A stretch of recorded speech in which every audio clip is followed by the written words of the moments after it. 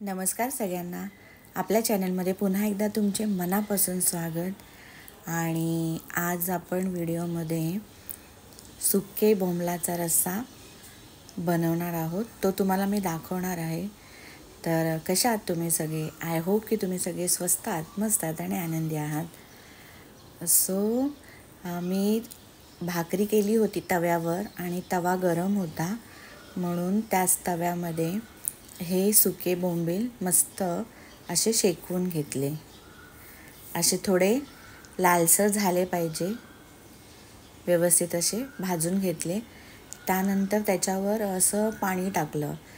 त्यामुळे काय होतं, तवा गरम आहे आणि ते असे मस्त बोंबील हे केले, आपण लालसर केले आणि गरम पाणी टाकलं की त्यावरचा सगळा म्हणजे जो घाण कचरा काही असेल, धूळ वगैरे, तो निघून जातो आणि ते बोंबील एकदम स्वच्छ होऊन जातात.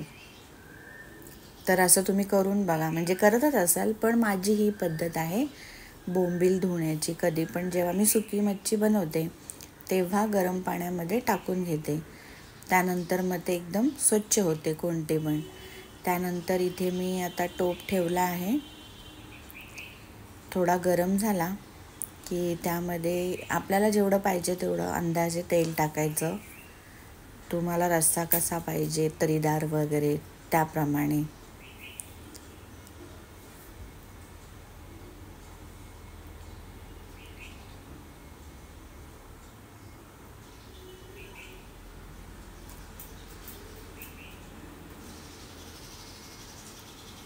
ॲक्च्युली मला फोन आला आणि टोप असाच राहिला, सो सॉरी. आणि मी आता तेल टाकलेलं आहे. आतमध्ये तेल तापलं आणि तुम्हाला तो मी मसाला दाखवला, वाटण. ते मी कांदा आणि खोबऱ्याचा कीस आणि थोडी हिरवी मिरची आणि कोथिंबीर ग्राइंड करून घेतलं होतं. असा मसाला ह्यासाठी मी तयार केलेला आहे. आता आपण तेल टाकले, तेल गरम झालं आहे मस्तपैकी. त्यानंतर आपल्याला वाटलं की चांगलं तेल गरम झालं आहे की त्यामध्ये आपण हे टाकणार आहोत, मसाला टाकणार आहोत. असा मस्तपैकी मसाला त्यामध्ये भाजून घ्यायचा तेलामध्ये. मसाले चांगले भाजले ना की आपण जो पण रस्सा बनवतो तो टेस्टी पण होतो आणि त्याचा जो हिरवेपणा असतो तो पण निघून जातो. अर्थात टेस्ट वाईज थोडा चांगला लागतो, म्हणून व्यवस्थित असा मसाला भाजून घ्यायचा. तुम्ही बघू शकता आता त्यामध्ये असे बुडबुडे वगैरे येत आहेत, मस्त तेल सुटते. म्हणजे ते आपलं वाटण आणि आपण जे पण लाल तिखट वगैरे टाकतो त्या सगळ्या गोष्टी अशा तेलामध्ये मस्त फ्राय करून घ्यायच्या.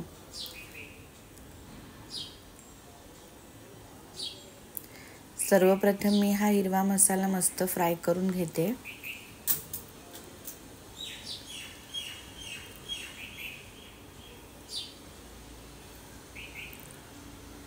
बघा कसं साईडला तेल सुटत आहे.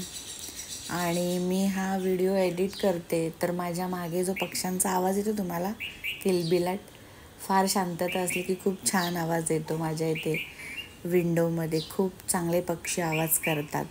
दाखवते तुम्हाला, आवाज येते साईडला, येतेच असेल मी बोलताना. आणि आता हा हिरवा मसाला आहे. त्यानंतर मी थोडा मालवणी मसाला टाकलेला आहे आणि लाल मिरची पावडर, काश्मीरी, आणि हळद. त्यानंतर हे सगळं एकजीव करून घ्यायचं. पुन्हा थोडंसं ते तेलामध्ये सगळे मसाले फ्राय करून घ्यायचे. सगळे एकजीव झाले पाहिजेत. सुंदर अशी वाफ येते वरती, बघू शकता तुम्ही. पुन्हा थोडी मी हळद टाकली, कारण की माझ्याकडे जी हळद आहे ना ती संपूर्ण म्हणजे ऑर्गॅनिक आहे. हळद, कच्ची हळद असते ना, ती सुकवून त्याची पावडर बनवलेली आहे. तर थोडी जास्त टाकावी लागते, मगच तो थोडासा हळदीचा रंग येतो रस्स्यामध्ये किंवा डाळीमध्ये. म्हणून मग वरून अजून थोडी हळद टाकली मी. त्यानंतर मी थोडंसं पाणी टाकलं, कारण की ते मसाले थोडेसे शिजण्यासाठी. तेलामध्ये फ्राय झाल्यावर ना असं थोडंसं पाणी टाकून पूर्णपणे मिक्स करून पुन्हा ते छान अशी ना शिजवून घ्यायची. बघा असं करून. कालवण आमच्या म्हणजे गावाकडचा शब्द आहे. काही लोक कालवण बोलतात सुद्धा, पण आपण आता शहरात राहतो म्हणून रस्सा बोलतो. तर तो खूप सुंदर होतो, म्हणजे टेस्ट वाईज छान लागतो असं केल्याने. आता ते पाणी टाकून मी मस्त त्याला असं शिजवून दिलं. आणि आत्ता आपल्याला जेवढा रस्सा पातळ किंवा थोडा घट्ट पाहिजे त्यानुसार तुम्हाला जसा पाहिजे तेवढं पाणी टाका तुम्ही. मला जेवढा रस्सा पातळ हवा तेवढं पाणी टाकलेलं आहे. आणि बघा रस्स्याचा कलर कसा छान वाटतोय आत्ताच.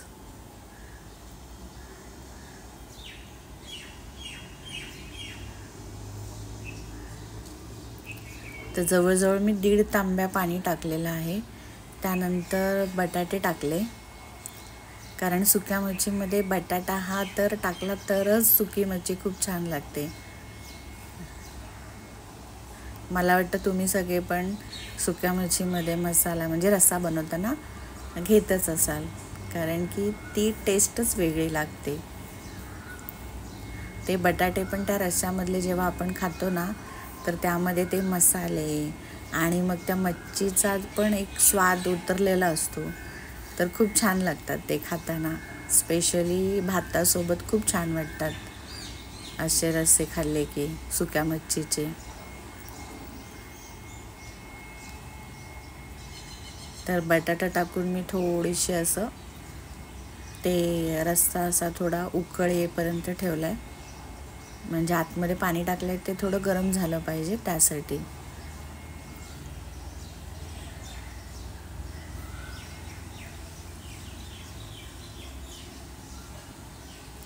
तर उकळ येईपर्यंत मी थांबली.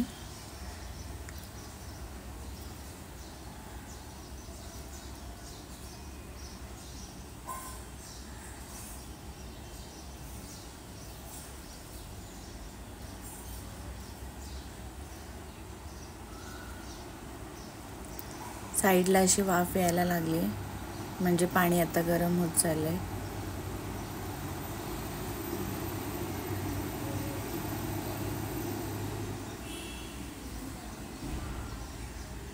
वरती बघा कसा लाल मसाला आलेला आहे. म्हणजे काश्मीरी मिरची टाकली ना आपण की त्याचा कलर खूप छान वाटतो रस्स्याच्या वरती. म्हणजे बघूनच असं खायचं मन करतं. त्यानंतर मी ह्या शेवग्याच्या शेंगा टाकलेल्या आहेत. ड्रमस्टिक म्हणतात त्याला इंग्लिशमध्ये. तर आपण डाळीमध्ये पण टाकतो, पण आता माझ्याकडे शेवगाच्या शेंगा जरा मी जास्तच आणल्या होत्या मार्केटमधून. 2 वेळा ते डाळीमध्ये मी वापरल्या. तर आत्ता म्हटलं की चला बोंबलाचा रस्सा बनवते, सो त्याच्यामध्ये पण त्या मी टाकल्या शेवगाच्या शेंगा. आणि वरून हे मी बोंबील टाकलेले आहेत. थोडे लांबच ठेवलेत, कारण की ते पाण्याला म्हणजे पूर्ण रस्स्याला उकळी आली ना की ते थोडे असे, म्हणजे जर आपण छोटे छोटे तुकडे टाकले ना तर त्याच्यामध्ये कधी कधी विरघळून पण जातात. मग ते असे दिसले पाहिजेत म्हणून मी मोठे मोठे ठेवलेले आहेत. आणि त्यानंतर मस्त आपण 5 ते 10 मिनटं त्याला उकळवून घ्यायचं आहे. म्हणजे मस्त कड आला पाहिजे त्याला. मराठी भाषेत आपण बोलतो ना की डाळीला कड आला पाहिजे, रश्श्याला कड आला पाहिजे, त्यानंतरच तो मजेदार होतो.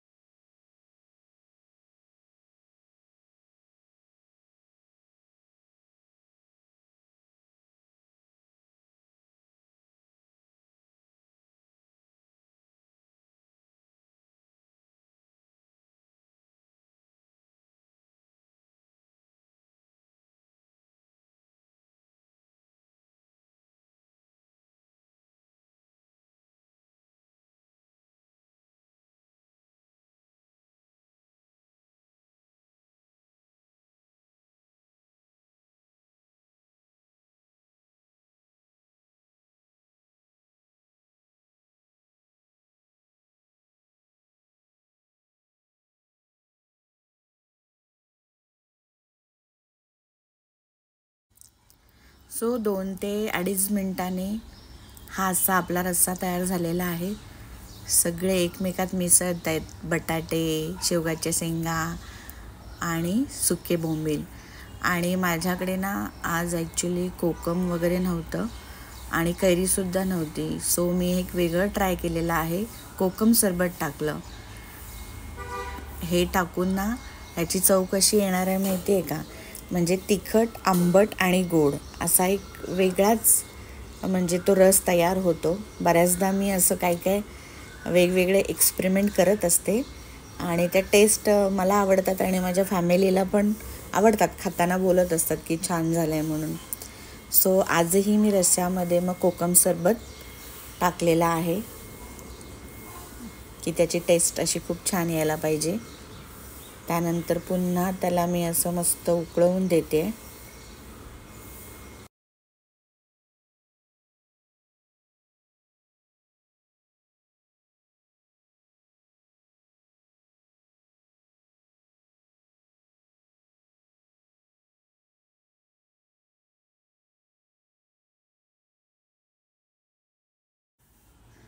आणि फायनली आपला हा रस्सा तयार झालेला आहे.